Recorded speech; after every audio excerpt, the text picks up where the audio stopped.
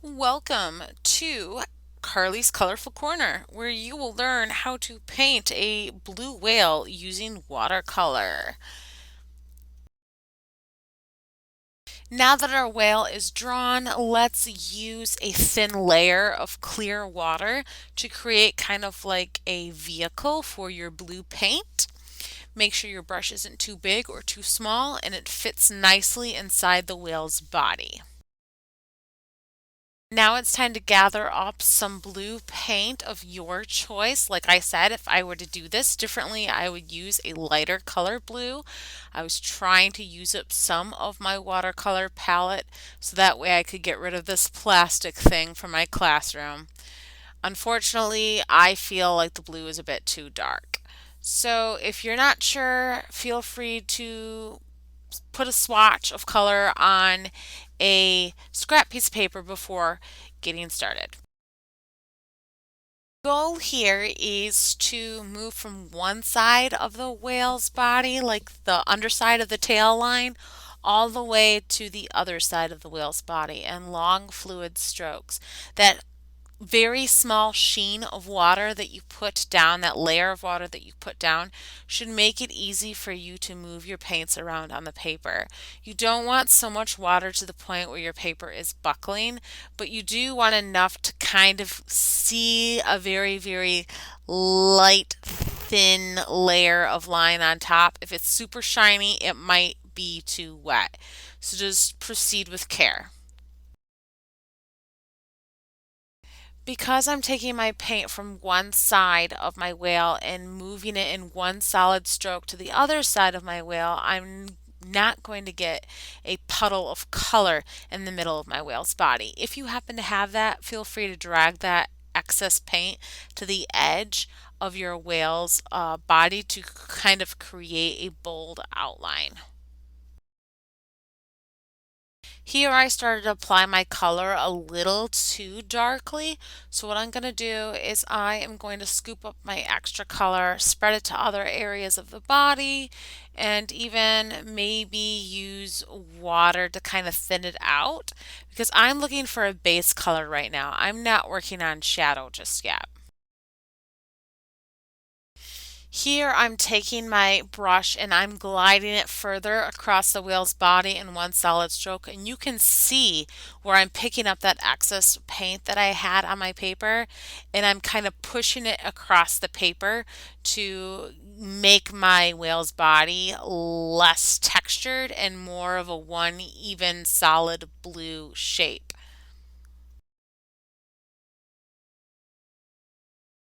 Now that your whale's body is fully blocked in, it's now time to gather up even more paint on your brush, a darker version of blue, or even more color in which you've decided to use at the very beginning of class. By adding more color and less water, you are going to have a darker color naturally. So let's use this paintbrush, load it up with paint, and then use this darker version of the color you originally had to create shadows. Now that your whale's body should be dry enough, I would start from the top or wherever you started doing your wash originally.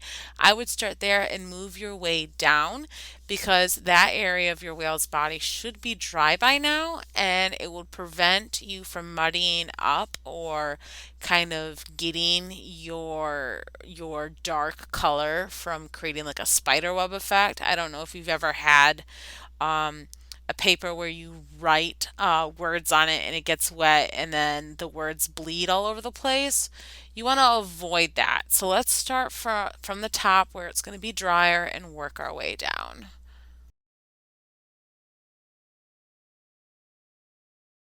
Before you get started applying your shadow, make sure that you identify where your light source is actually coming from. For me, my light source is the top right hand corner, so my shadow is going to be furthest away from the top right hand corner.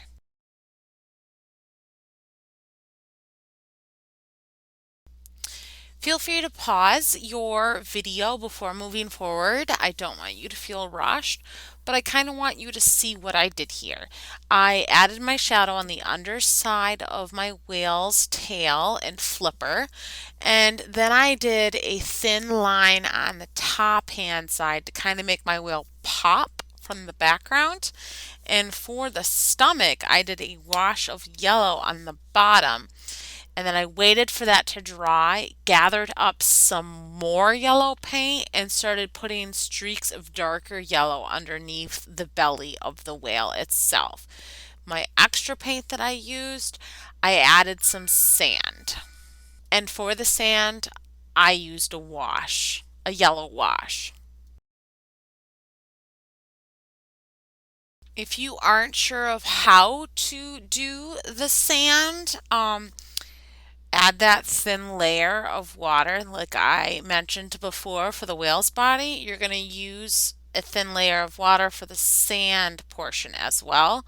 And then you're going to take some yellow paint and use that thin layer of water as a vehicle to help your paint move smoothly across the paper. And that is how you'll get your sand blocked in.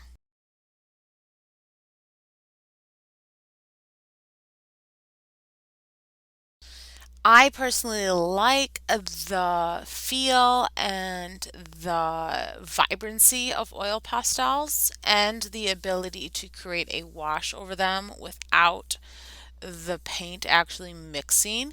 So I'm going to add some seaweed using some bright green oil pastel.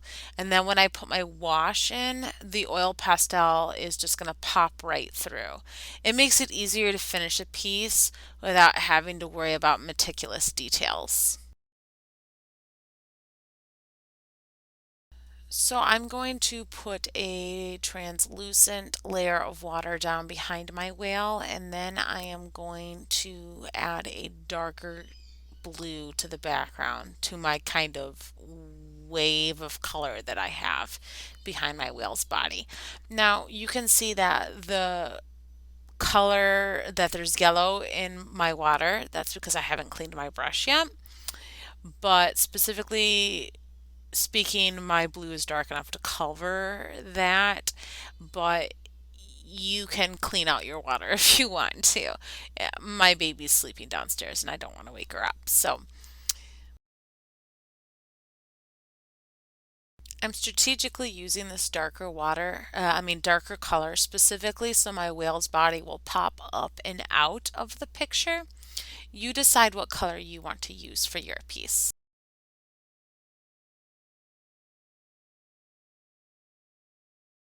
And that, my friend, is how you can paint a blue whale using watercolor. Thank you so much for joining us for today's class. You get to decide what background you would like to do.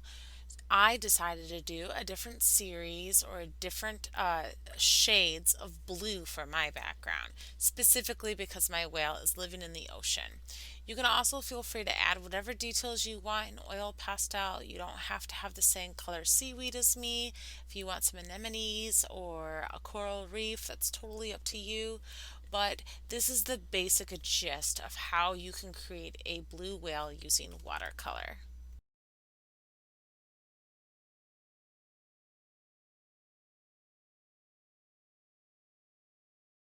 Thanks so much for joining us for part 2. For more tips and tricks, please feel free to subscribe to our YouTube channel or follow us on Facebook at Carly's Colorful Corner.